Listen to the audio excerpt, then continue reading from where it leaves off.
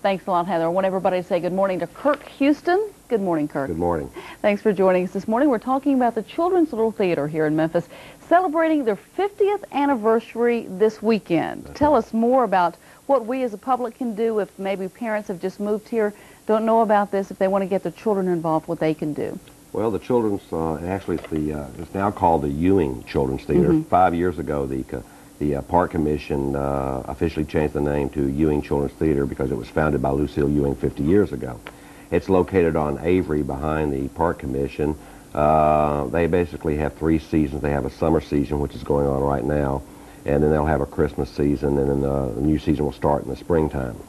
That's right. Now, this weekend, on Friday, one of the performances is the Cinderella story, but it's a modern version, isn't it? Exactly. It's called Cinderella, the Second Generation.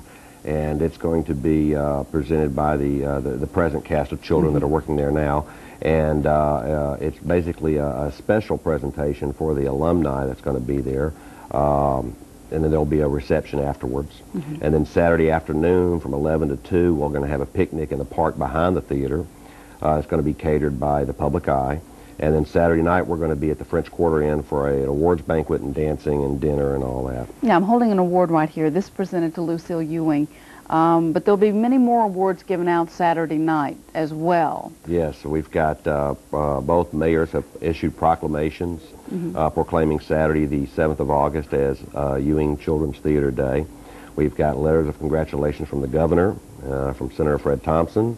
We're expecting something from the White House. It hasn't arrived yet, but I'm sure they're pretty busy up there, so we're still waiting to get that. Right. And then we have alumni coming in from all over the country and even some from Europe.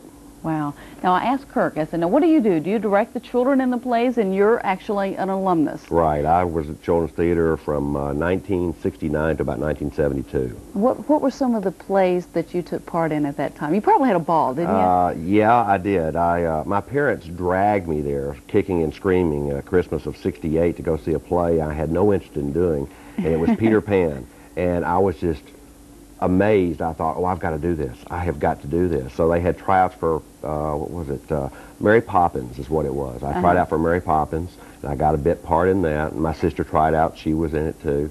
And then I did a bunch of shows after that. Cinderella, Babes in Toyland, you know, your basic children's plays.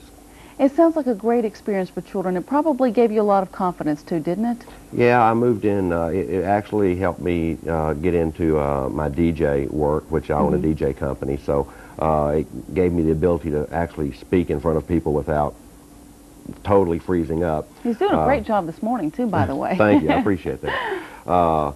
You know, I missed not working in the theater because after Children's Theater, I did work with Theater Memphis and Circuit Playhouse. Right. And I haven't done theater in many years now, but I do miss it. Maybe you should jump in and do a little some in your spare time. Hey, I want to ask you too, for parents who want to get their children involved, how do they find out? Can they come this weekend? Sure.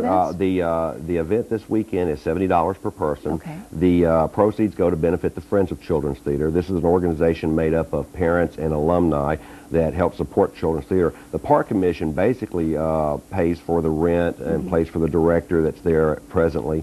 But any little extras that you need for Children's Theater is provided by the Friends of Children's Theater. Okay. So this is basically a fundraiser. Who all can? I mean, do they want children of all ages?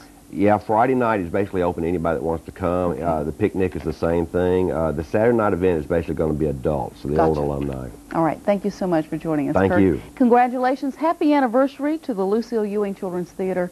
We'll be right back after this.